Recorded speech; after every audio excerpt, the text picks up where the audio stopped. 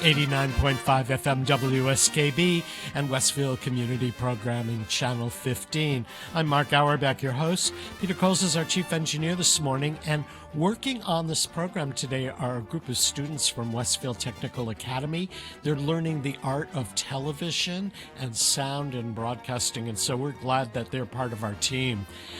Without any introduction, we're going down to Hartford Stage, where, as some of you may recall, we actually did two programs from their lobby during a Christmas carol, but we're going back today to chat with Eilizabeth Williamson, who is adapting and directing a new production of the Bronte novel Jane Eyre.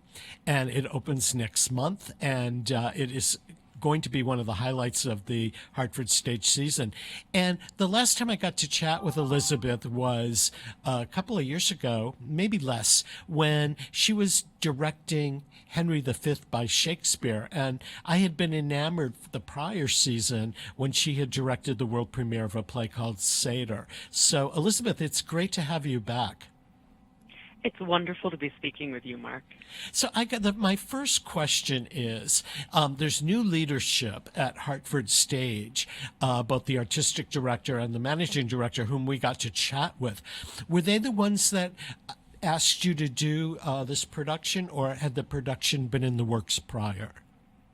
The production had been in the works prior, but I've been really, really glad.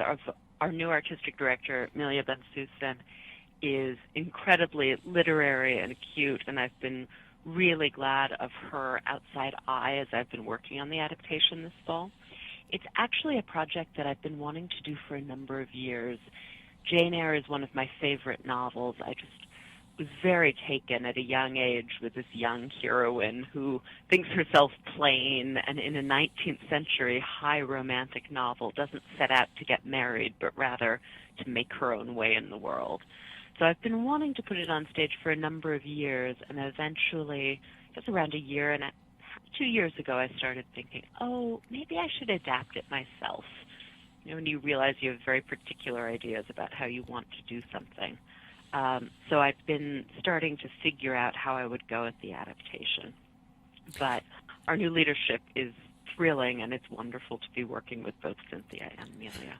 When you do an adaptation of a novel, and the author's obviously not around to talk to and all of that, what sources did you go to, and how did you adapt this novel for the stage? Have you set it in the time that, are you being loyal perhaps to the time in which it was originally set? Are you taking liberties with it? Or are you just trying to take the story and let it speak to today's audiences?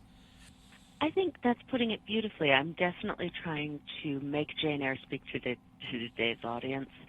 One of the things I love about the novel is that it uses the form of a mystery. So it's a really classic Gothic mystery romance where a young woman arrives at a strange, possibly haunted mansion with an absent owner and mysteries on the third floor. And everything evolves from there along the mystery of what's going on in this house, what's the secret behind it all. So as I was thinking of going back into the novel, I thought the novel has a long childhood section, it has an adolescent section, and then she gets to Mr. Rochester's mansion. And I thought, actually, if we take that as the leaping off point of the adaptation, you've got the motor of kind of a classic stage mystery romance. So I'm using that as the motor of it, but it's very much set in the time in the 1840s when she wrote it. One of the things I noticed, I'm one of these people who have not read it. I'm just starting to read it now because I want to be prepared. But there were a lot of women authors of that period whose works are being done as stage plays now more than ever. Jane Austen's Pride and Prejudice is coming to Playhouse on Park, and recently it was adapted into a musical called Austen's Pride, which did a pre-Broadway run in Seattle. And Little Women, which was filmed not too far from us in Massachusetts, comes from a Louisa May Alcott novel. Why the interest and the sustained interest in these authors?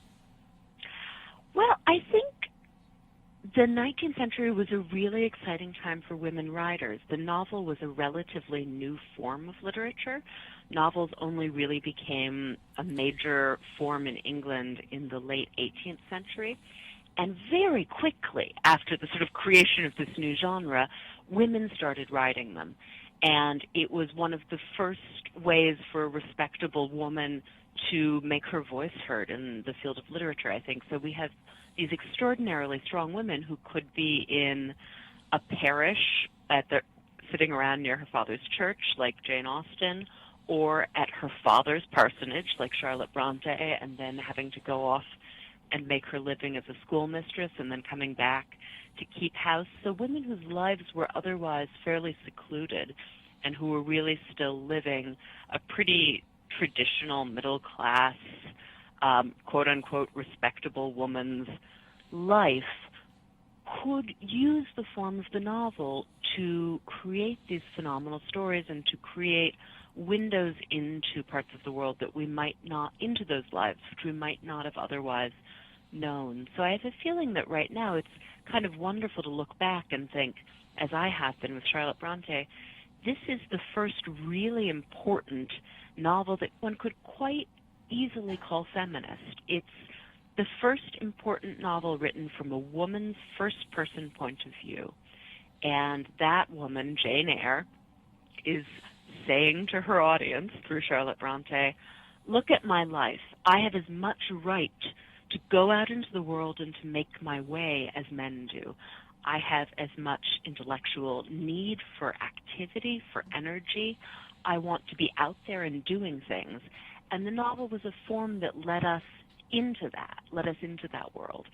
So for me, Charlotte Bronte's novel in particular is so active and so revolutionary that it's really exciting to go back to it and say, even in what we might look at as this sort of old-time world of a governess and the man who hires her and the romance that starts up between them, we're actually seeing a young woman who has figured out a way to make her living in the world, who has a great intellectual hunger and a hunger to make something of her life, and who, in narrating her own story, is saying to the audience, anyone may blame me who likes when I add that I was a little bored. I wanted something more exciting.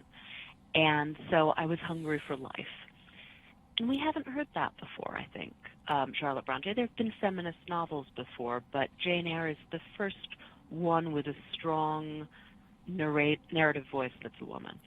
And it's interesting to me that this writing is still extremely relevant today, and it's past the test of time in terms of relevancy, and people are going back to Jane Eyre and Pride and Prejudice and some of these other books of the time, and they're reading them and they're going, wow, this could happen right now.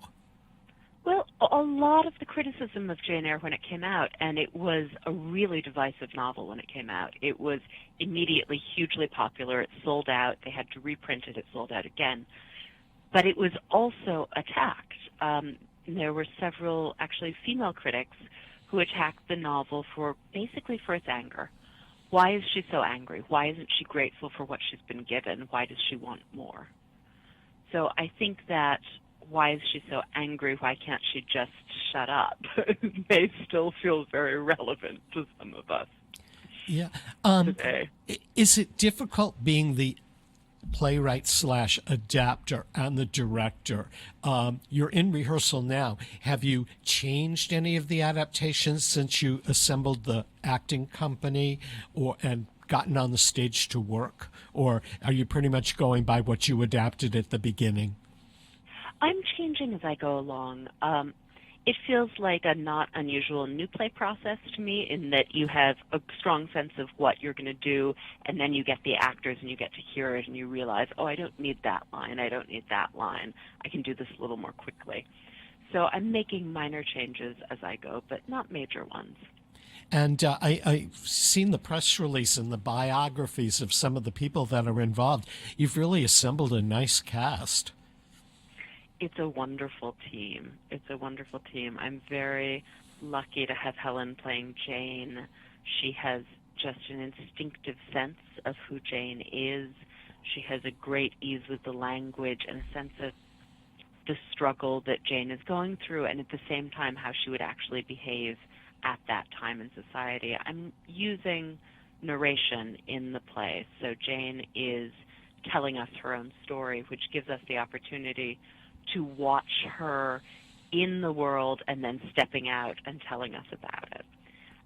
So Helen Sadler is just marvelous as Jane.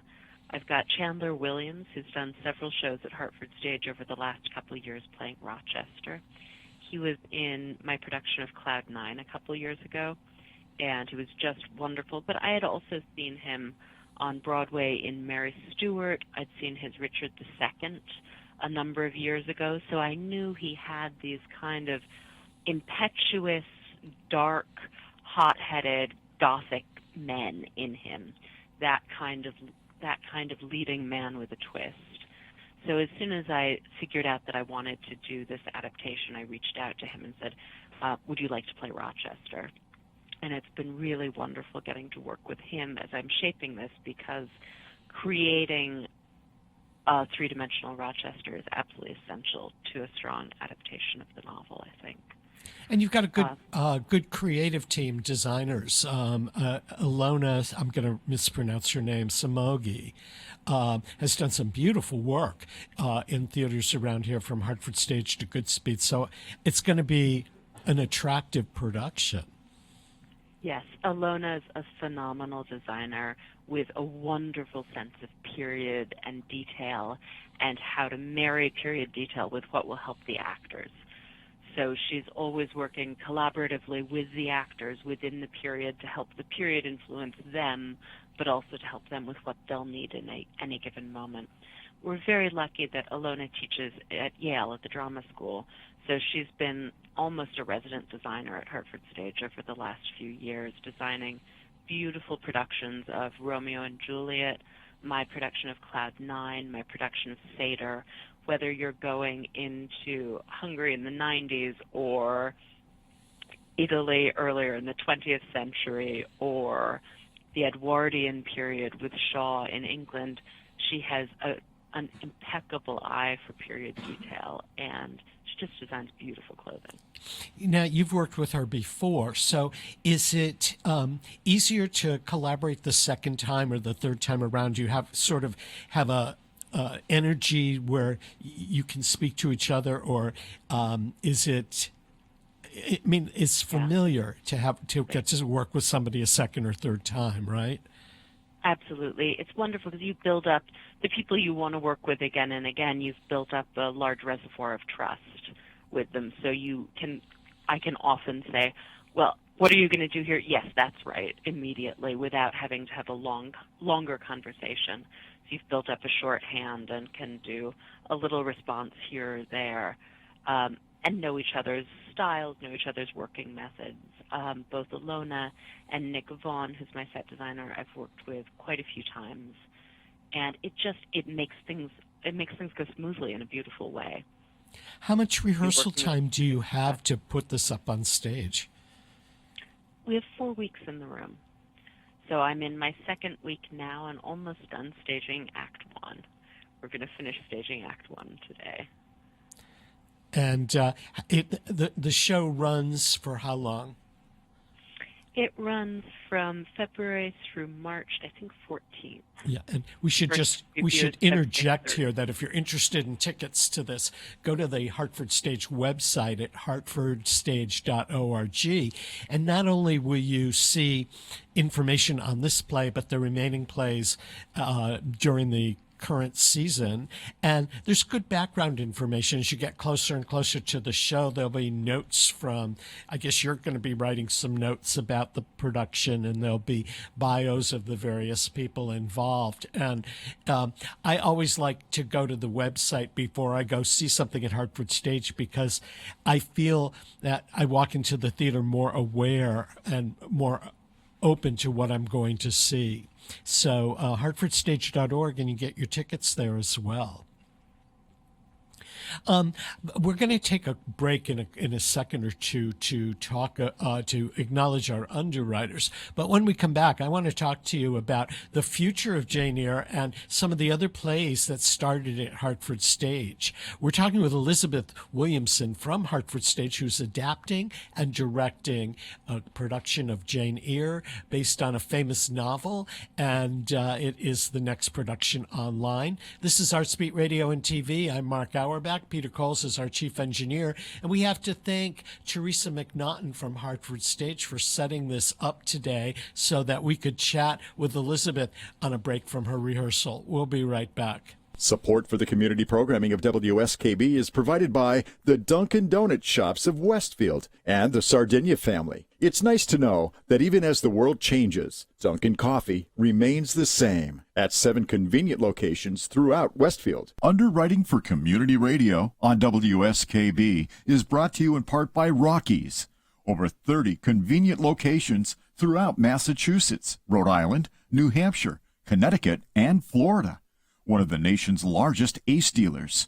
Expertise and great product selection in paint, hardware, lawn and garden. That's Rockies. Rock solid service since 1926. On the web at rockies.com. This is Ken Stamsky from Ken's Den on WCPC 15 and 89.5 FM, Tuesdays 8 to 10.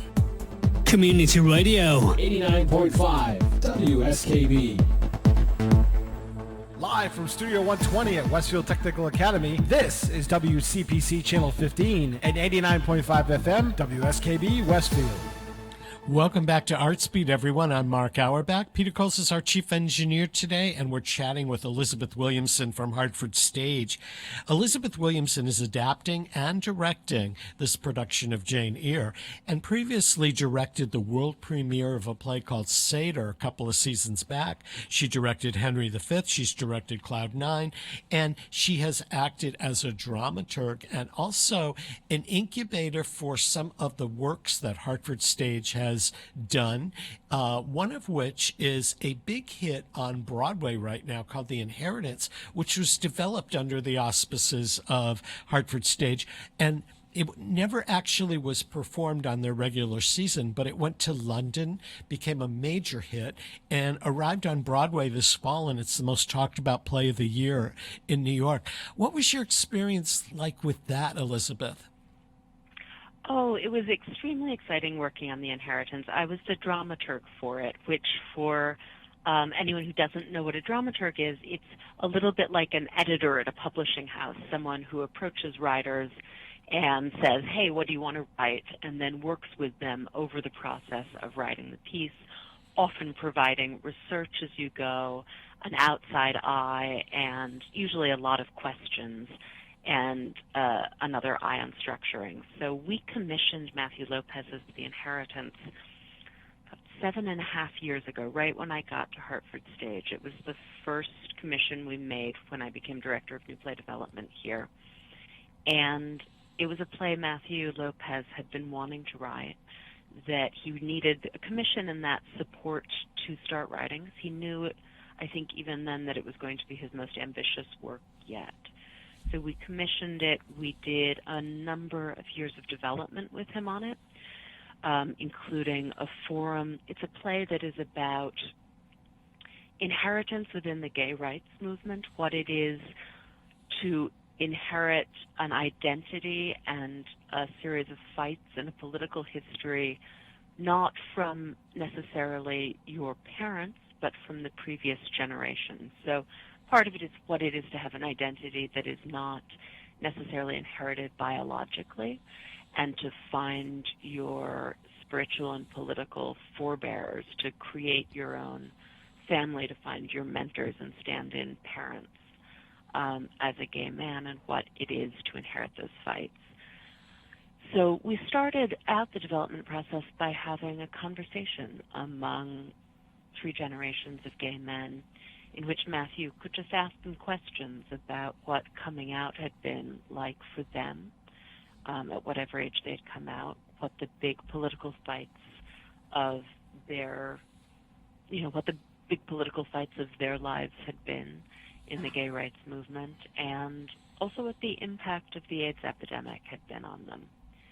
So we started with that conversation 7 years ago. Matthew had set out to write a piece inspired by E.M. Forster's novel Howard's End, but set in New York in the present day in the gay male community there. And he went ahead and started writing that, and we developed it over the next few years. It took a number of workshops, a number of drafts, ended up becoming a two-part play, which Matthew hadn't originally envisioned, but as soon as he really dug in and started writing, a couple of years in, he realized it was going to need to be a much larger undertaking than he'd initially thought. And I had the great joy of getting to dramaturg that the entire process, from conception through premiere in London, through the transfer to the West End, and then extensive rewrites before we came to Broadway last fall. What was rewritten between London and New York? Well, with a 7-hour play, which this ended up being, I think one rehearsal process you can get through a lot of the work, but a lot of the rewrites in the second half, which he had in mind, especially for one of the lead characters, we kept getting a stage further and a stage further, and finally on Broadway managed to get through the end of the sort of long dig of rewriting and restructuring. Was there any reason why Hartford Stage did not put it on its regular season, or is there a possibility that Hartford Stage will get to do that down the road?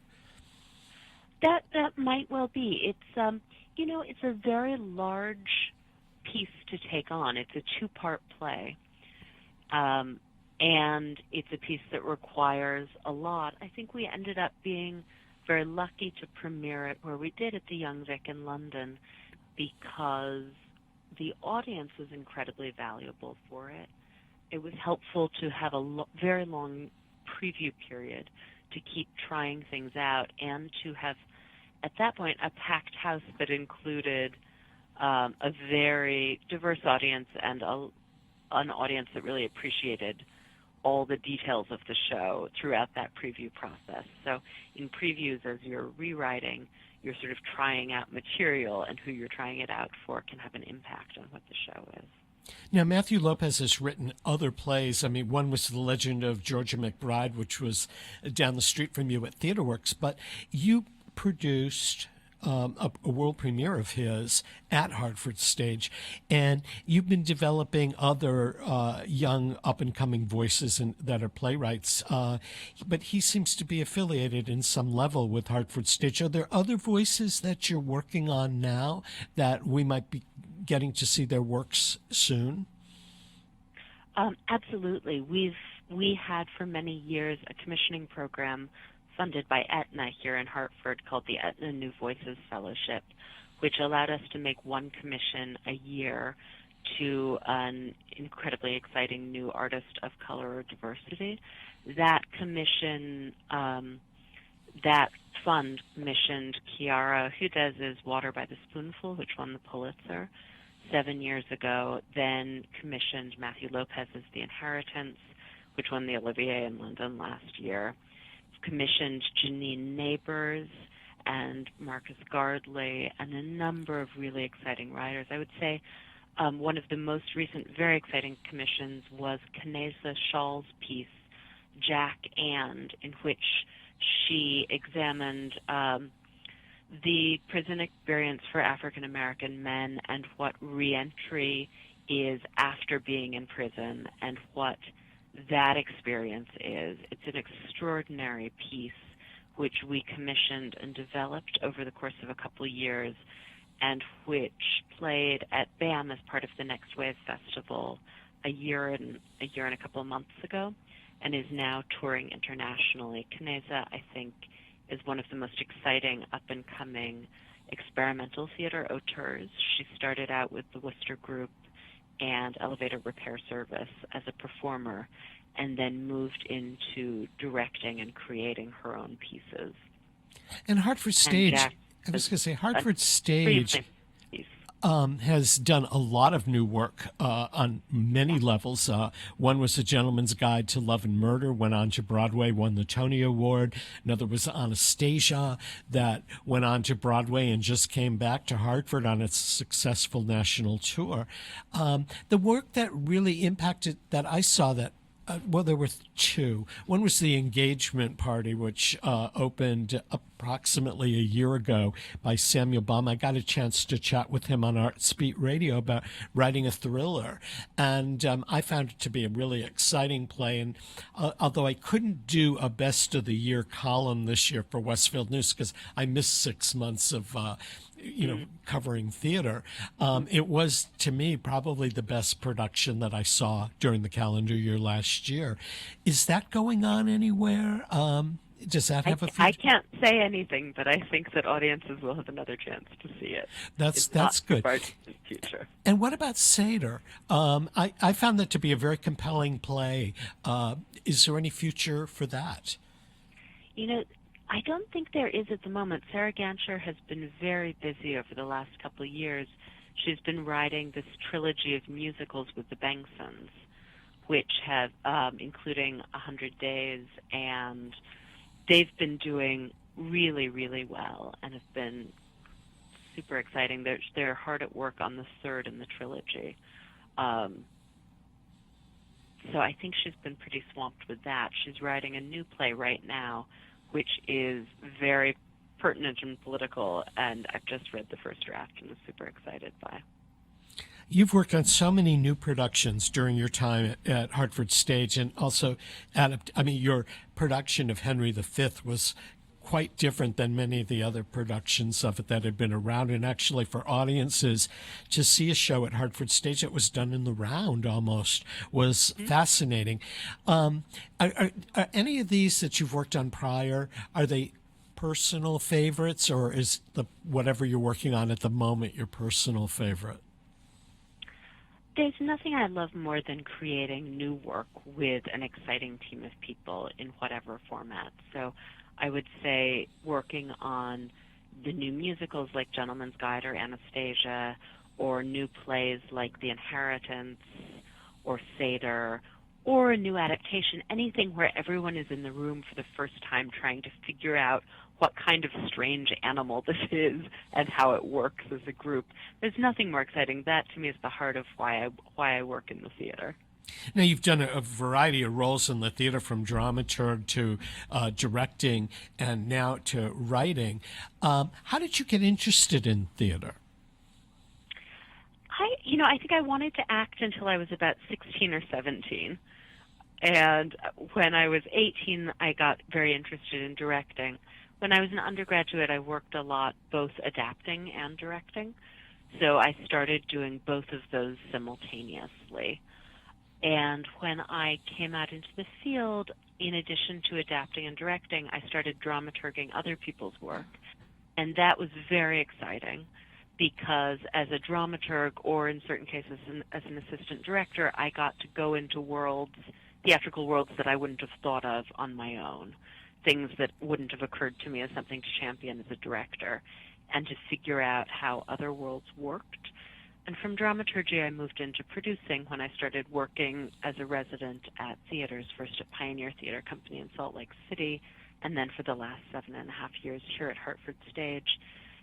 And I realized that the thing that what I love most is putting together a season of shows for an audience, and thinking about programming a wide variety of work and being able to jump from an intense, incredibly powerful piece like Nalaja Sun's Pike Street, which we're producing right now, which is really, it's the heart of theater. It's one person on one stage portraying an entire world for the audience.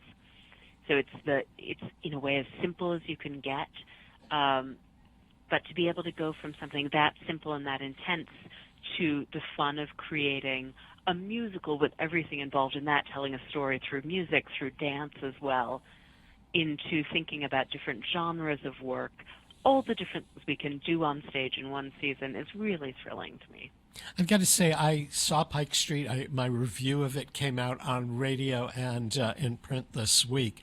I was amazed by Nalaja Sun's ability to tell a story. And I guess when you're in a solo performance without any actors to balance things off, solo performances, if you're not a great storyteller, it just doesn't work.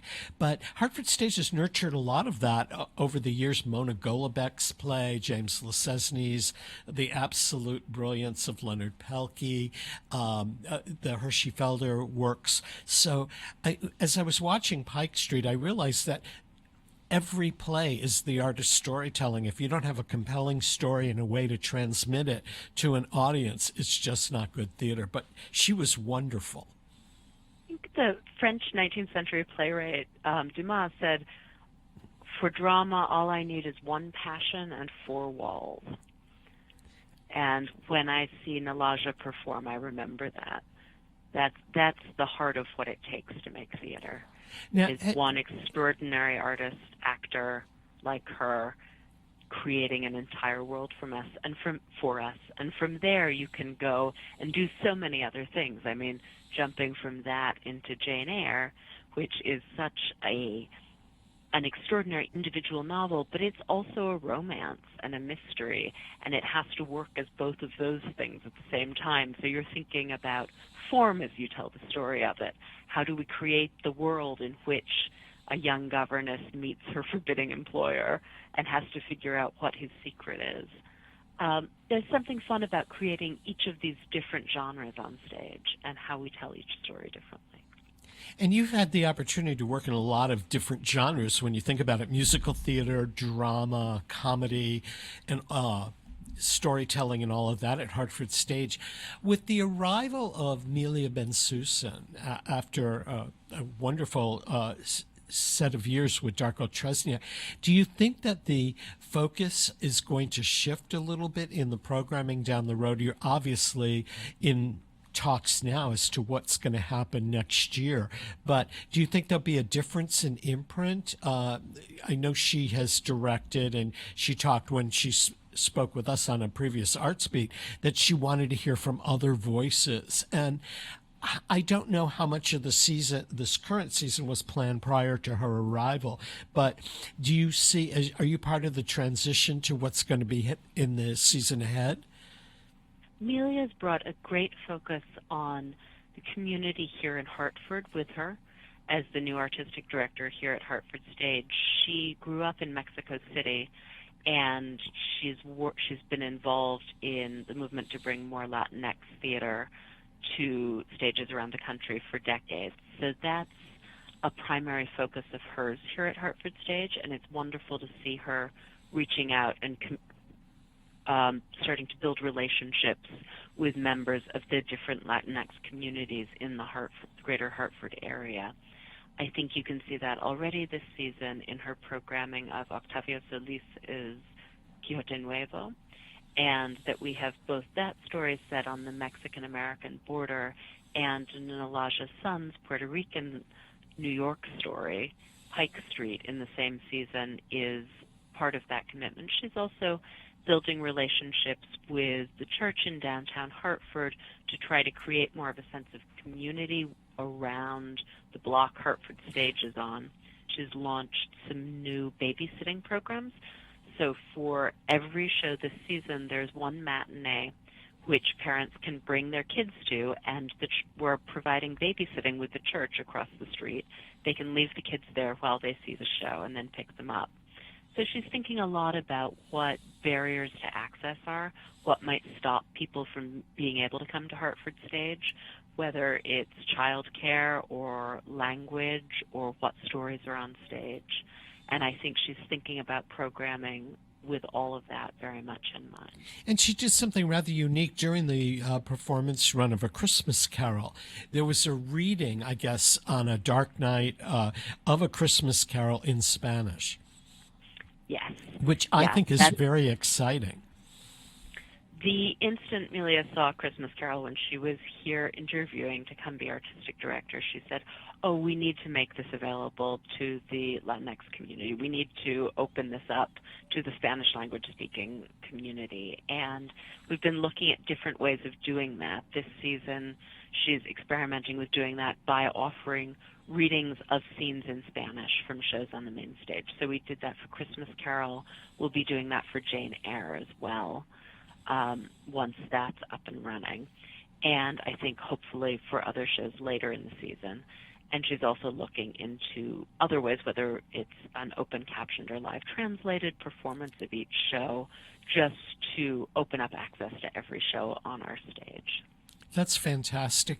Yeah, Jane Eyre has, I would assume that it's been adapted for the stage before. I know it was made into a movie that Franco Zeffirelli directed maybe 20 years ago. And not too long ago, the BBC was running a literary series, and Jane Eyre came in as number 10.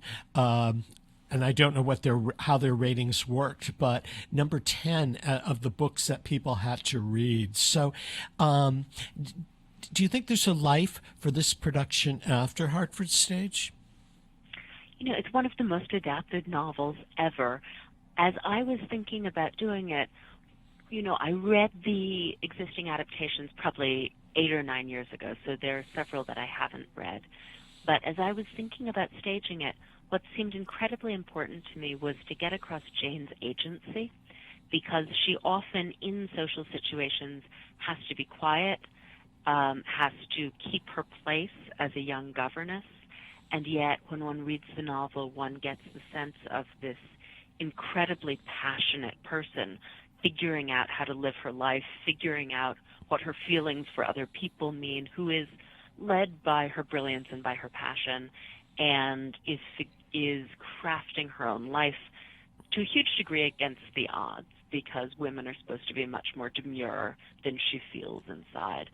So as I was thinking about putting it on stage, it seemed incredibly important to me that we hear her voice and that we understand her agency in making her own journey and crafting her own fate as she goes through the story.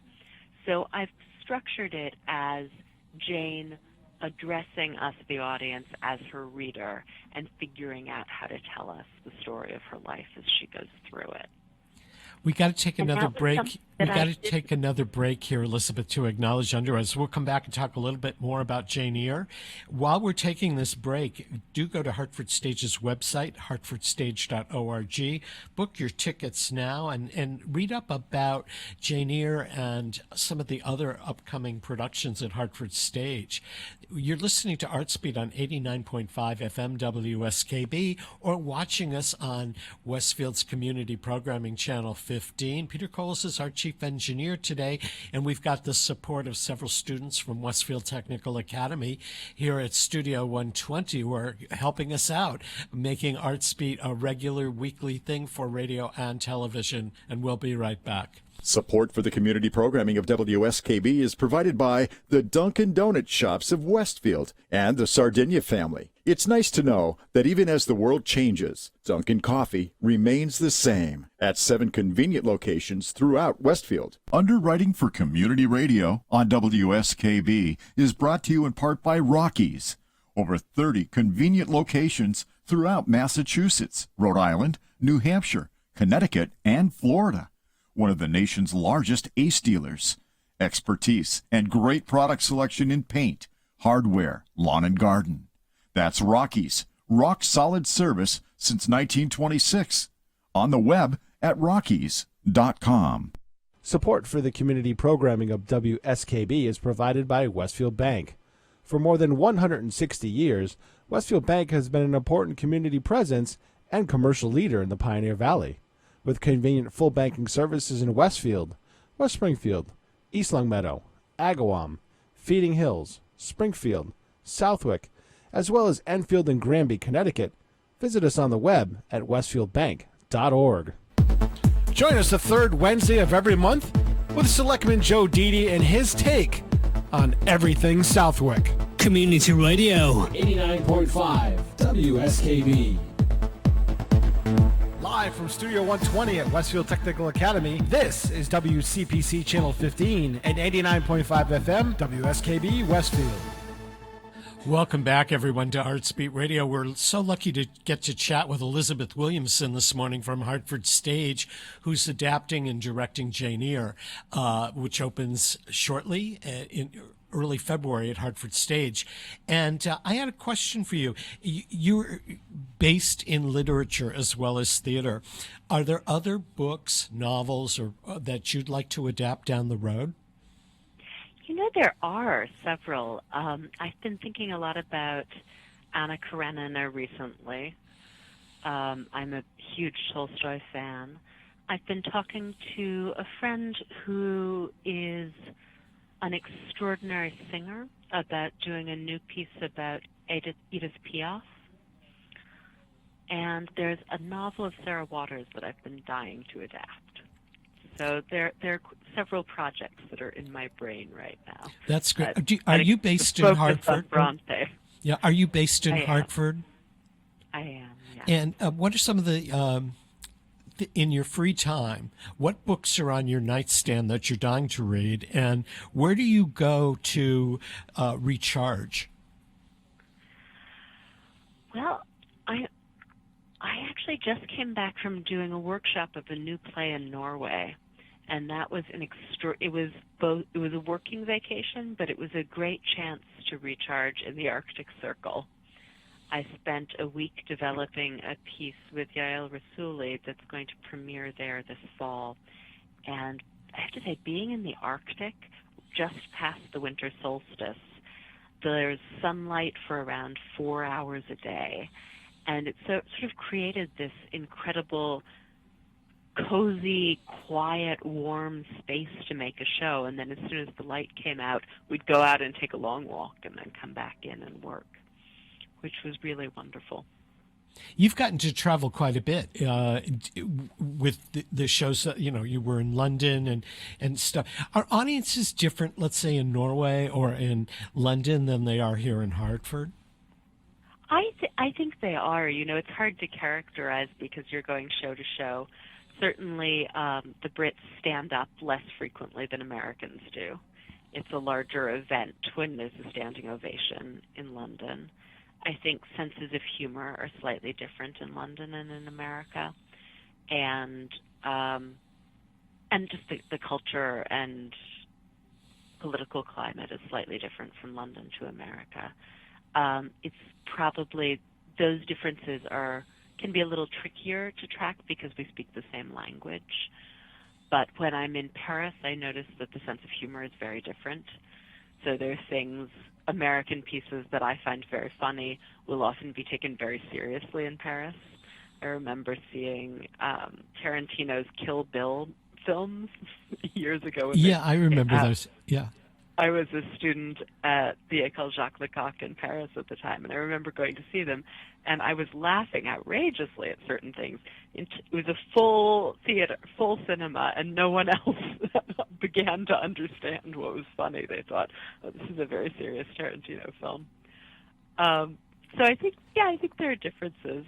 Certainly when I was in Paris, because my own work is so based in language, although I was at that point fairly fluent in French, I didn't feel like I was fluent enough to be using all my strengths as a theater artist if I stayed there.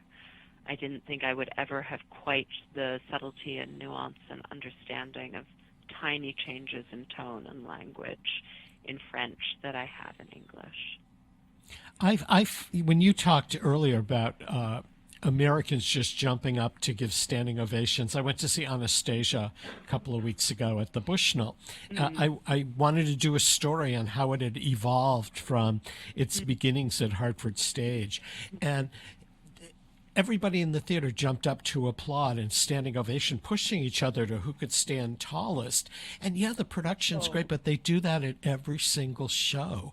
And the standing ovation has sort of lost its impact. It's interesting. When I was in London last year for a couple of months, I had that feeling because I went to as much theater as I could before we went into previews, and I thought, oh wow, people are a lot less likely to stand here.